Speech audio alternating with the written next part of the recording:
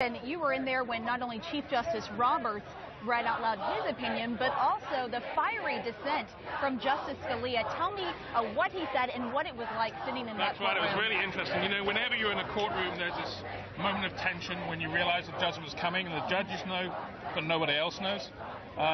John Roberts, the Chief Justice, said very calmly, "I will have the opinion in King versus Burwell." Everyone in the court, shut up. This is it. This once is again, the second time he's taking the lead. The second time. He proceeded to go through his opinion. It wasn't until about 2/3 of the way through that we realized that he was going to affirm this judgment. And, you could tell the political context of this, because he made several comments which sounded like he was trying to protect himself against the argument that once again he'd saved Obamacare. He talked about how the law was inartfully drafted and how the way that Congress passed it through reconciliation, not through a normal manner. So you could tell the political stakes. And then, as soon as it finished, he said, "Justice Scalia has a dissent." And Justice Scalia said, "Indeed." The whole court starts laughing, and he starts into this evisceration of the John Roberts opinion in this case, sitting right next to John Roberts, who's kind of watched it stony faced the whole way through. And it wasn't until he got to the end and Scalia said, "We should call this case, we should call Obamacare SCOTUS care," that everyone kind of relaxed a little bit and smiled, and even the Chief Justice had a little chuckle. Oh, is that right? Yeah. Tell us what the energy was like sitting in that courtroom, especially when Scalia was reading his dissent, sitting right next to Chief Justice Roberts. Oh, it's incredible. He's a very eloquent dissenter, Antonin Scalia. He's, many occasions he's had a dissent which is full of rich vocabulary and everything else.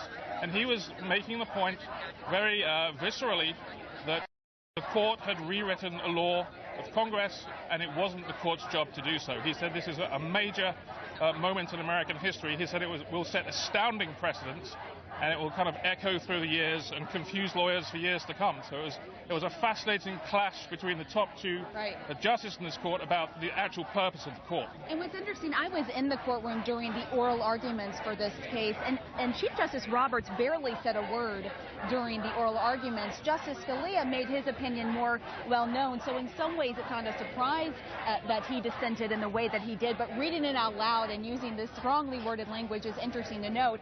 And the fact that Chief Justice Roberts, who again didn't say much during the oral arguments, came in and took the lead, authored this opinion. What was that like? Not only when he said, "I'm reading my opinion out loud," but when he was starting to read and you didn't know what what conclusion they had reached. Right. Well, everyone's sitting there trying to think, okay, what's he going to say? It became clear some way in that he was going to affirm this judgment.